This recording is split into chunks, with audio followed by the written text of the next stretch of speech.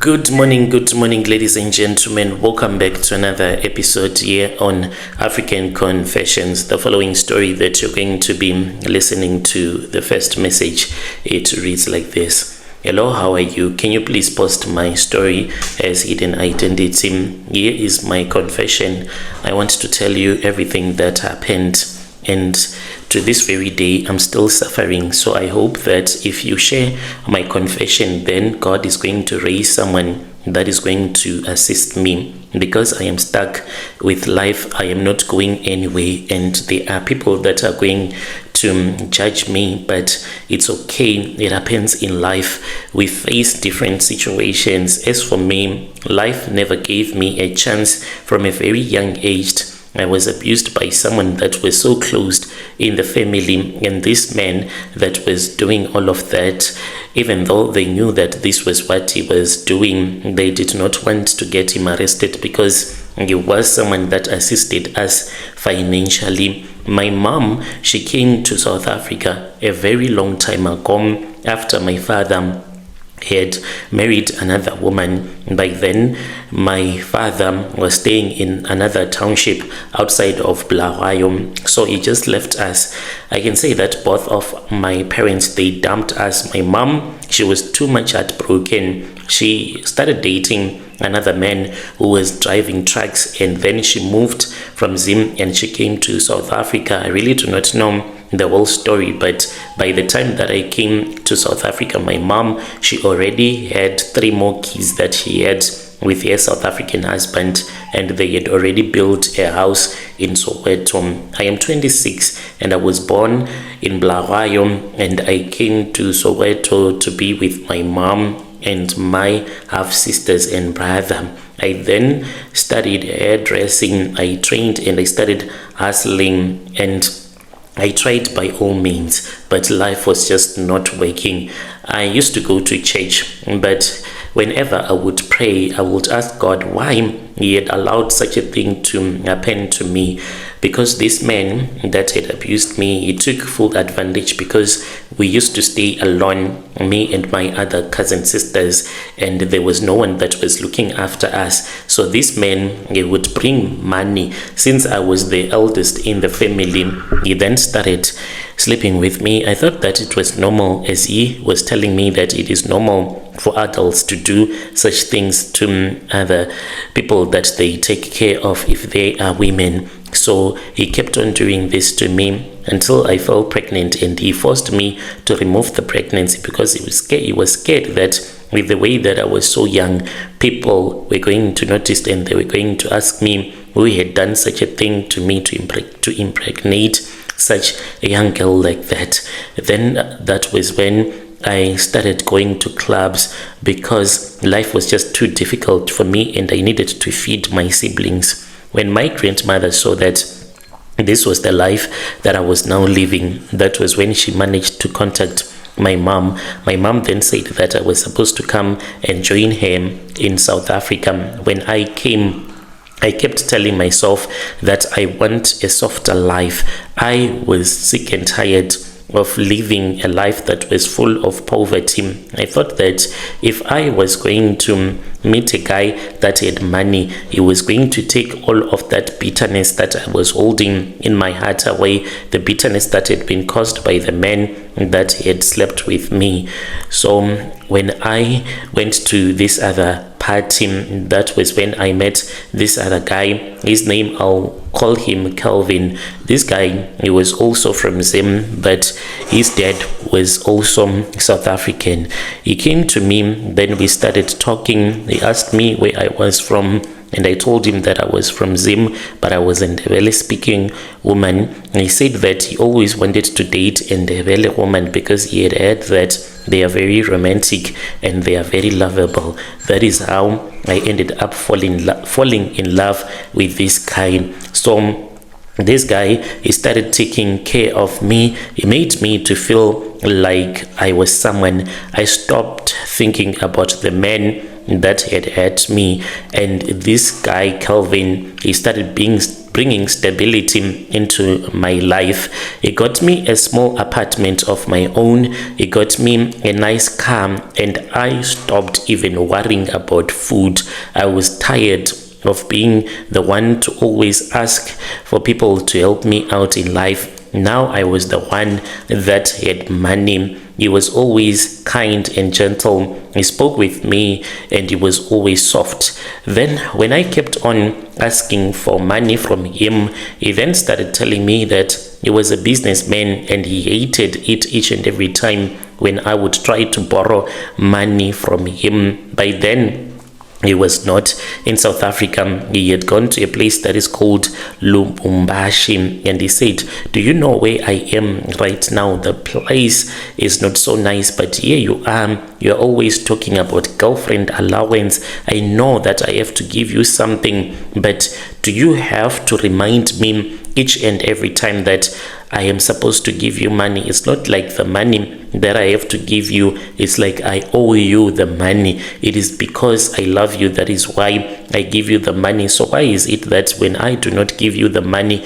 it's like you start to threaten me, saying that you're going to walk away from me? It's like you just want my money. So I said, okay, it's fine, I'll wait for you, but you have to pay rent. When he came back, he then said, you see what you try to do. You never talk about love. All that you talk about is girlfriend allowance. I try to sort you out. You have a car under your name, but still you keep on complaining. Do you know that there are women out there that date men without even getting paid?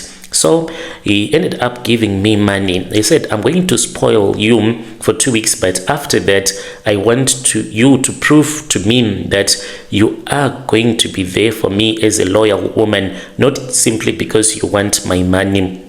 For 2 weeks, my life turned like a movie. He would send flowers. He had a driver take me to dinners alone. He even filled my phone with transfers, and it was so amazing. So one night, he then said that we were supposed to go to this other nice restaurant, and as we were having after champagne and a view of the city, that was when he said to me, there is something that you need to know, and I want you to understand that I am a man of many means, and I want you to know how I keep money running. When he said this, my stomach tightened, but because he was my man and I never thought that things like rituals, they even exist. So we went to this other house, and I did not even know that he had a second house that I did not even know about.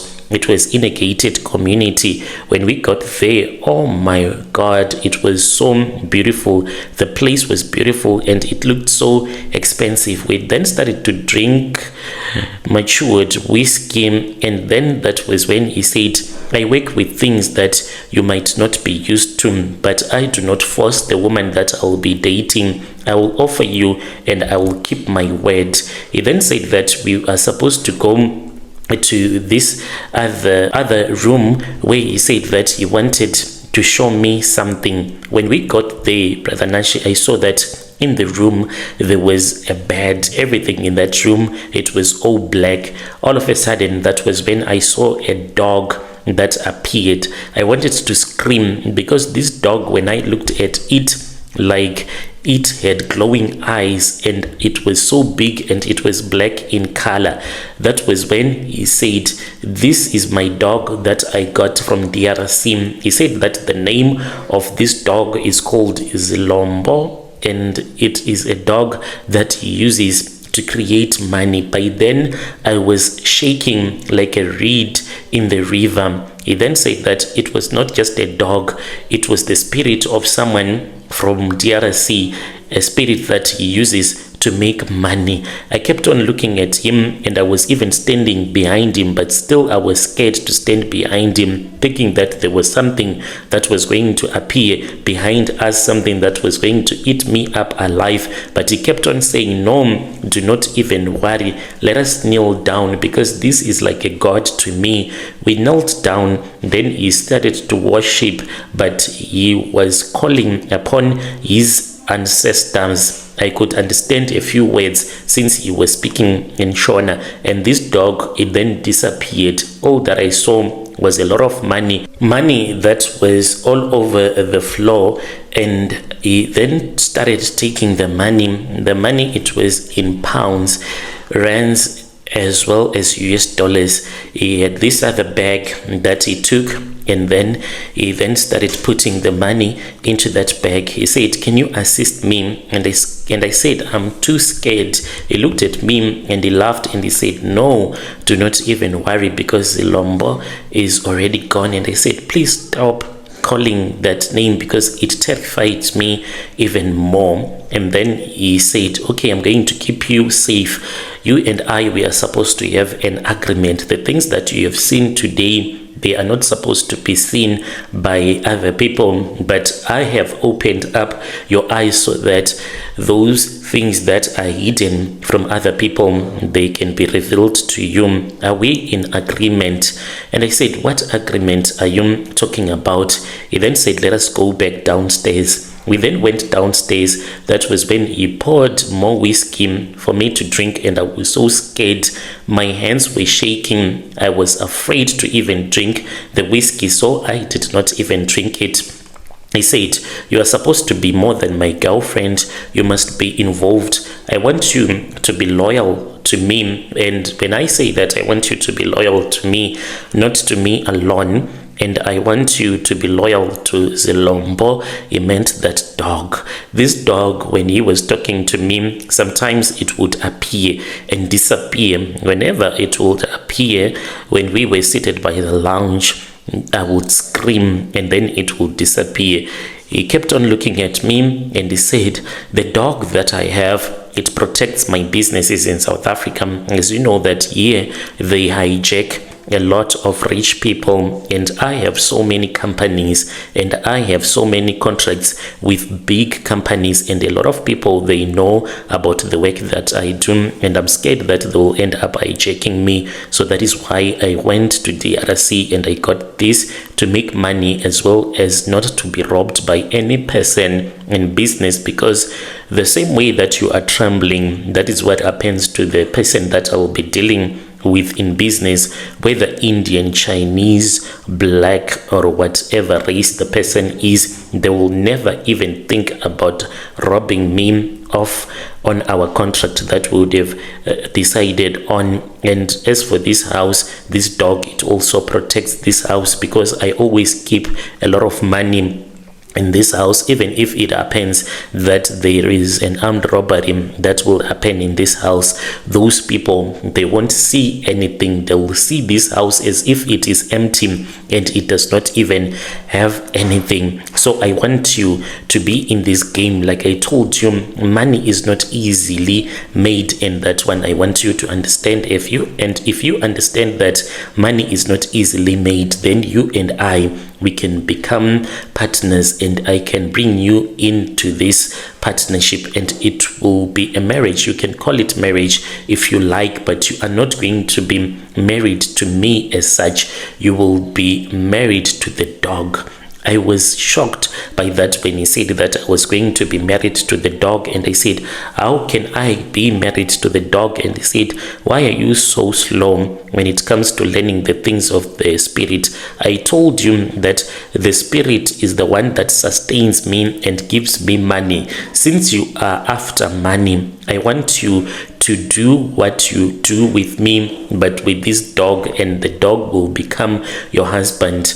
You are going to make a vow to me. You are going to be loyal to me. And if you agree, no more hunger, no more landlord knocking on your door, no more counting coins, no more begging money from me, because money will appear to you magically." I wanted to run, but when poverty teaches you to dream of better things, no matter you are shown a red flag, all that you care about is the good things that are going to happen to you. I asked myself, what am I supposed to do? I am already poor. This man, ever since he entered into my life, the guy has changed my life. He has changed my fortunes, and I do not want to return back to Soweto, because the challenge that I was facing, I guess that this is a challenge that other people as well face. I was staying at my stepfather's house, and he had his own kids, and it was like they were already crowded, and he did not have space to build another room for me, those bedrooms, because they were surviving by the rent money. So it's like I was pushing myself into the situation whereby I was forcing to stay with them. And as for my siblings, they were not used to that idea of having someone sharing their bedroom. So I used to sleep in the dining room, but this brought more problems because sometimes my stepdad, he would drink his alcohol from the time that people would have gone to bed, and then he would stop drinking maybe around 2 a.m.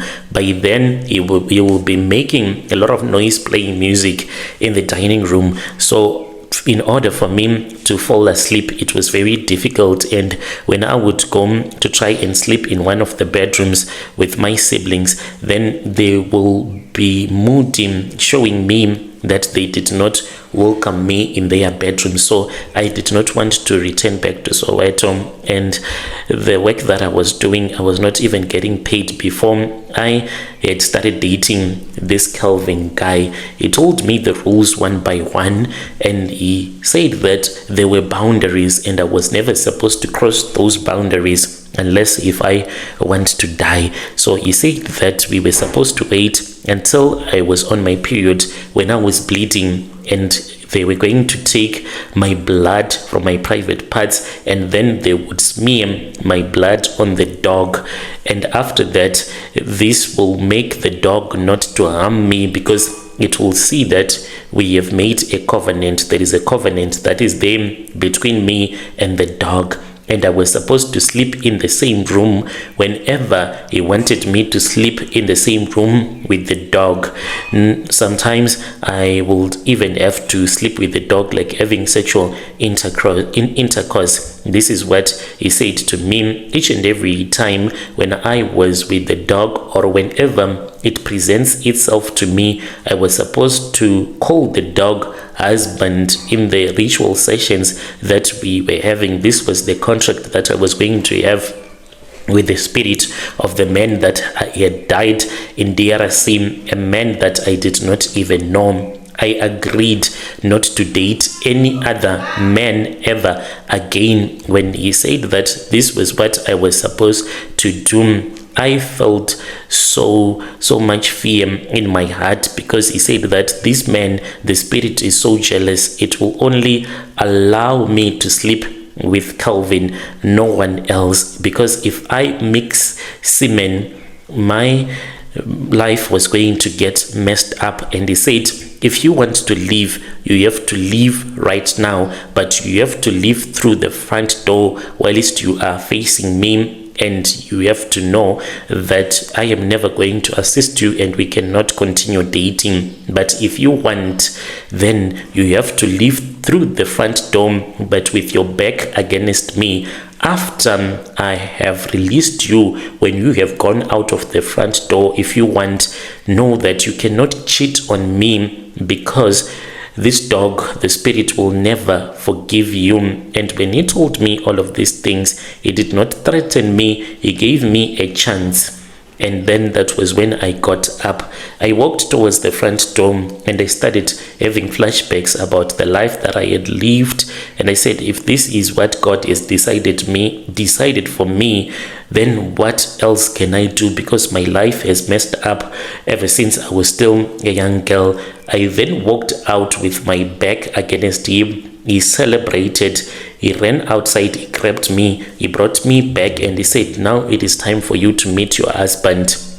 We then went upstairs to this other room. He opened it up, and I saw the dog. It was on the bed waiting for me. I entered into that room, and all of a sudden the door was locked behind me, and the dog, it changed and it became like a human being, but it was totally black in color. It came to me and he said, I am here not to hurt you, but I am here to take you as my wife. What happened next, I really did not even know. The next day, when I woke up, I was in bed with Calvin. He was holding me and he said, "You are such an amazing woman. You did good yesterday, and I vow to you that I am going to take care of you."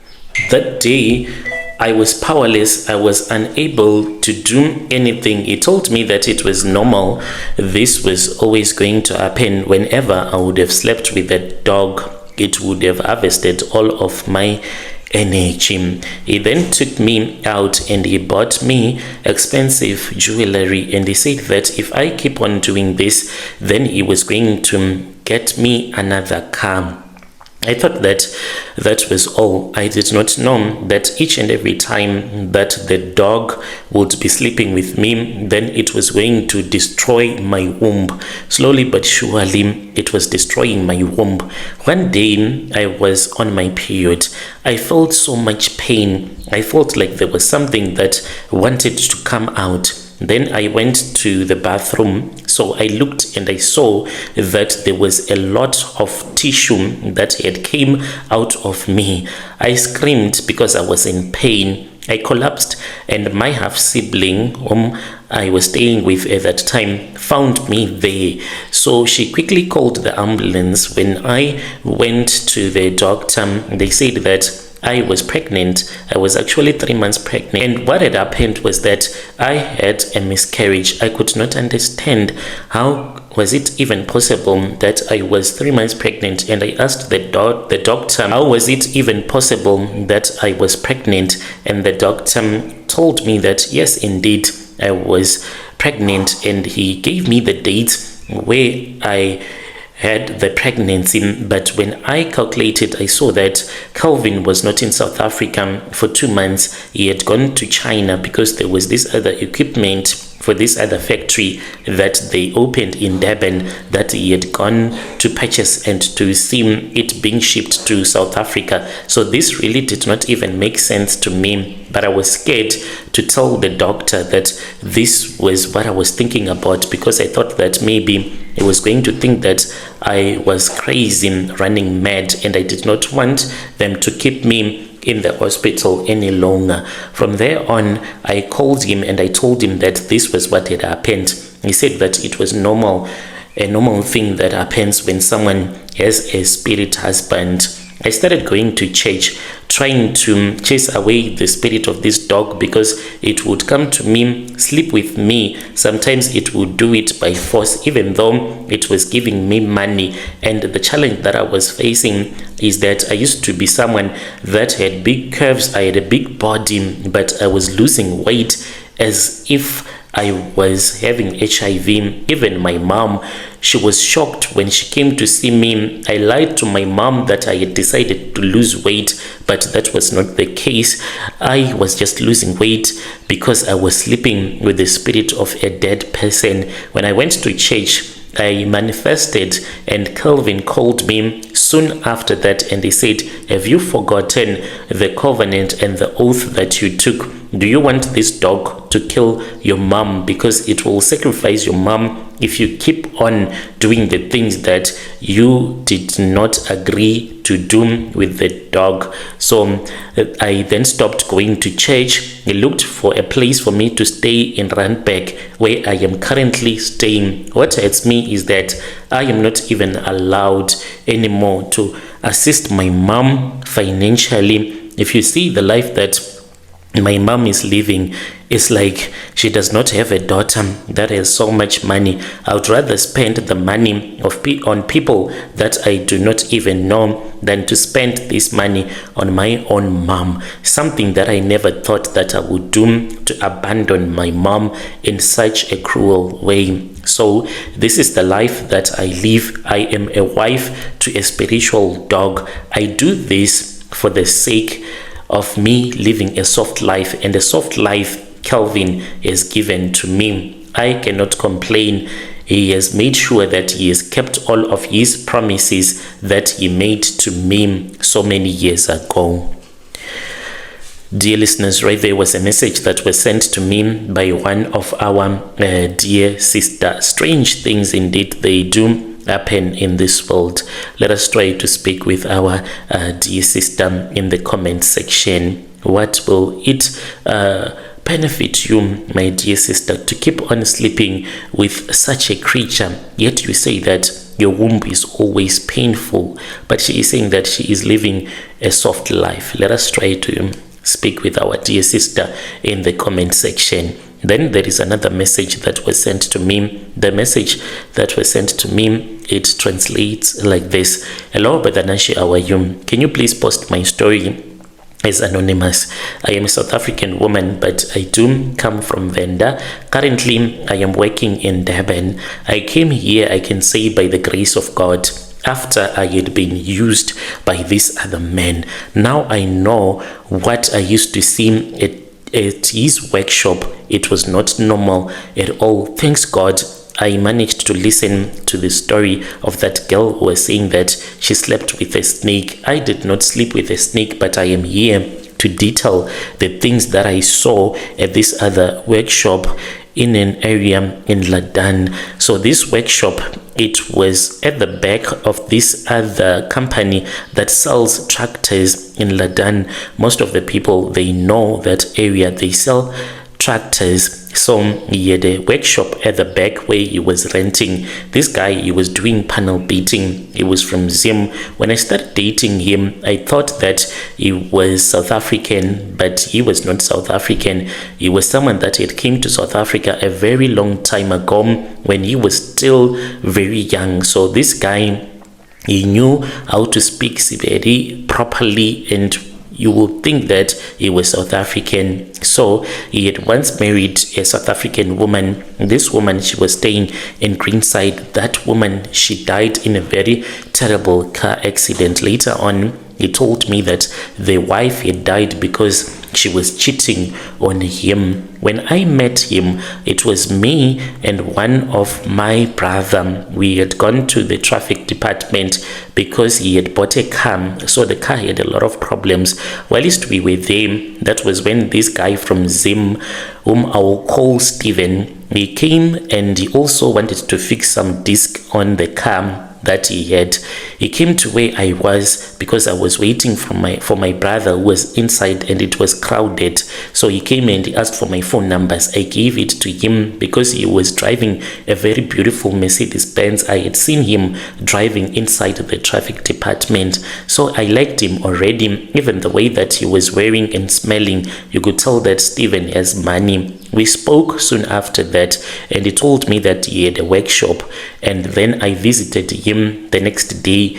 At night we ended up sleeping at that workshop because he told me that he was staying with another woman where he was staying in the suburbs in an area in Fauna Park. That was where he was staying, so we had to sleep at the workshop.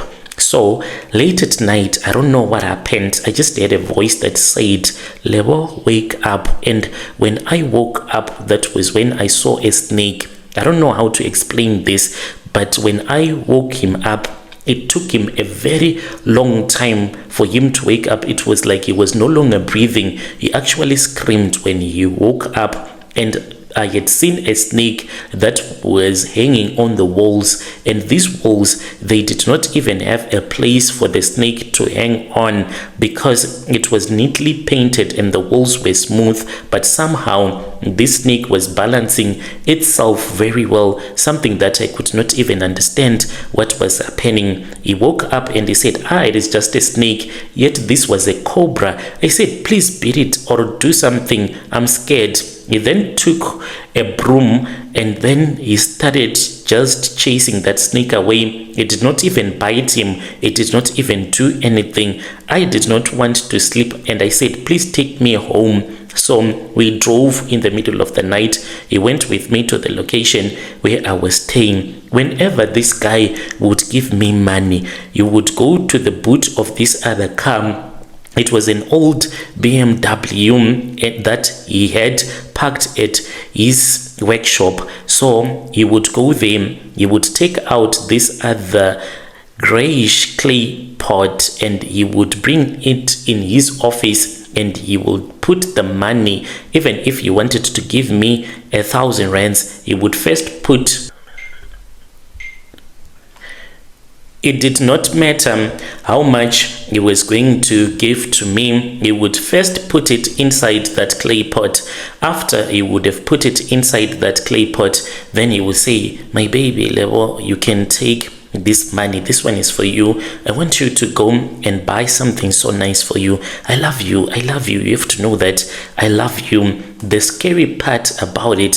So I just thought that maybe it is his culture, since he was a Shona guy. Like, I did not know a lot about the Shona culture, but now I am starting to stitch things together, and now it is making sense to me that this had nothing to do with his ancestors. The guy was actually a ritualist. So when he would be saying, Lebo, I love you, to someone you might think that he would do it in a romantic way, but he would turn around on the chair where he was seated, and then he will start to speak inside the clay pot.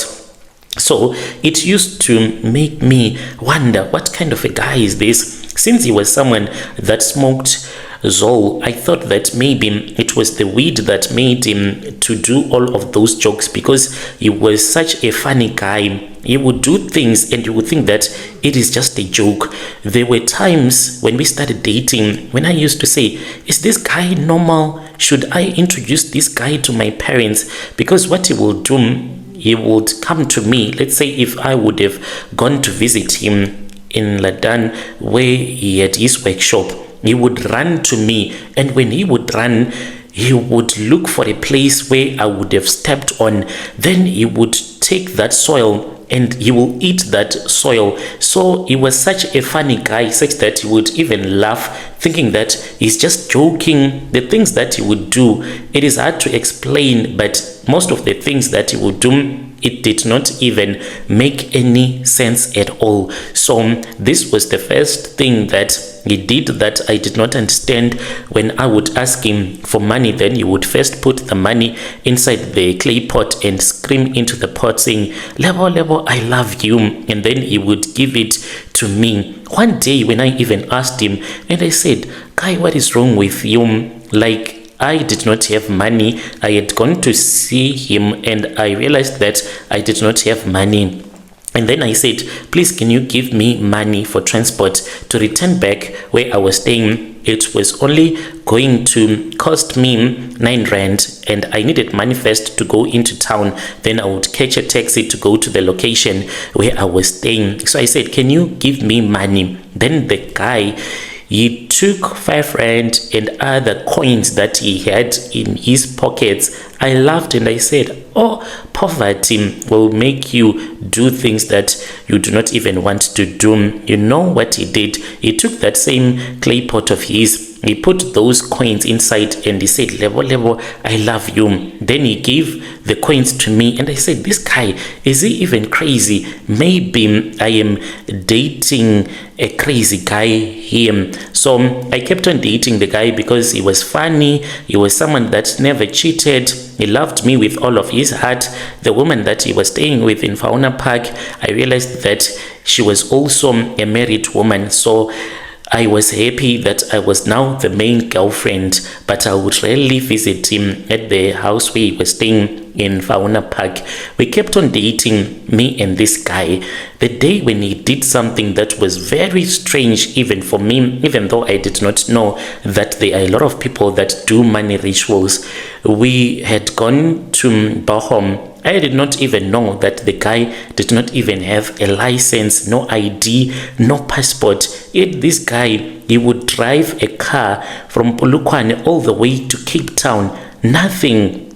How he used to pass through a roadblock, I don't even have any idea. He would even drive a car without even a license disc, a car that was not even on the road, that was deregistered, but yet he would pass through a place where there was even a roadblock. He did not even came. So now I realized that he was protected by his charms. So the day when we went to Bahom, he wanted to go and fetch this other car. So he had his workers that were working for him.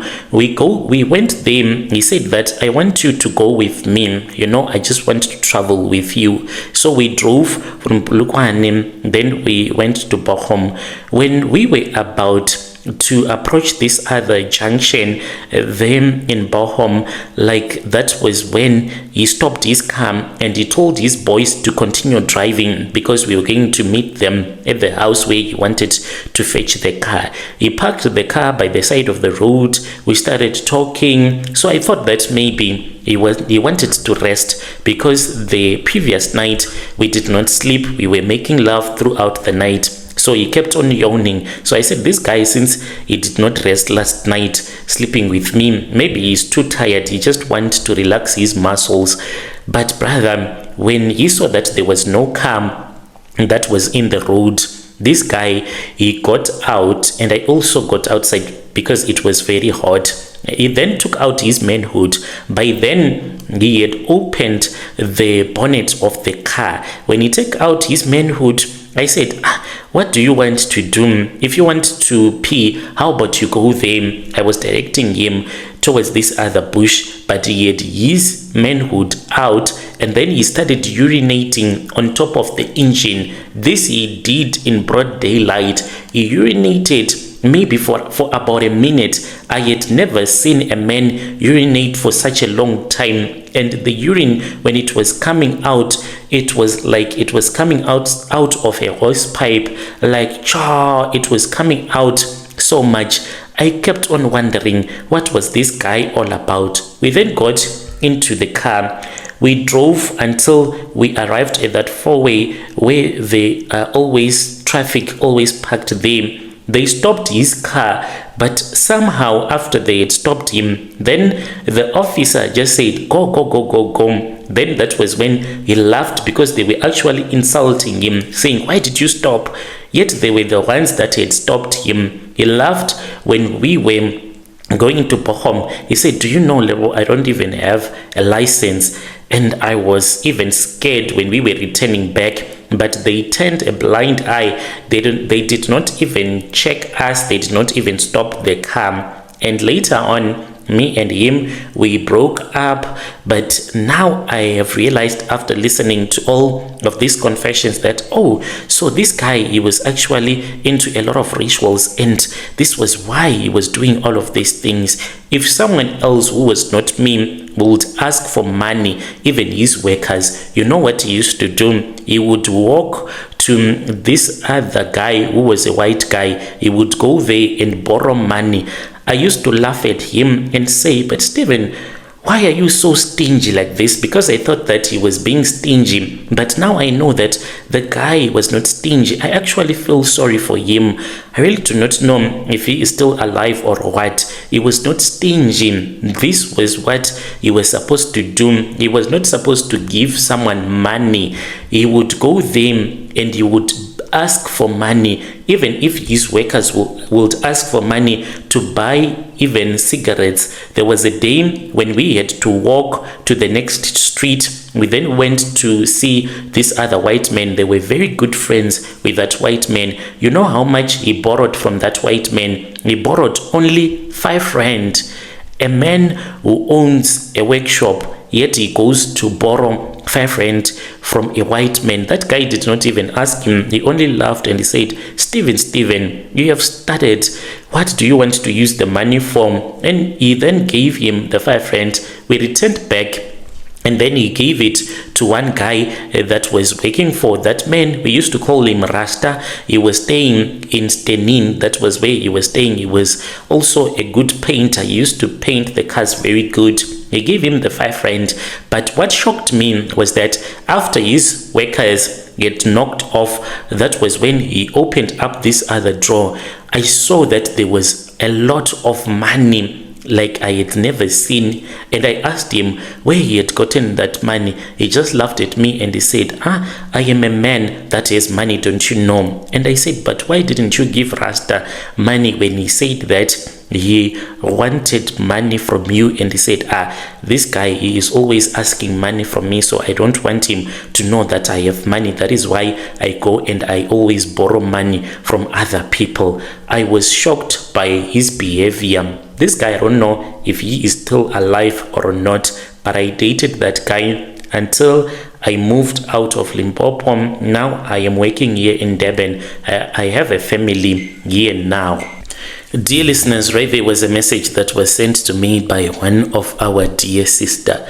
Strange things indeed they do happen in this world. Yeah. She's saying that she used to think that this guy was a very stingy guy, but now she has realized that the guy was not stingy. He was simply not allowed to give people money as much as he wanted to give them money. Strange things indeed they do happen in this world. If you have any confession that you wish to share with us, please do not hesitate to come to my inbox and then you share with us your own side of the story. Let us meet again in the following episode.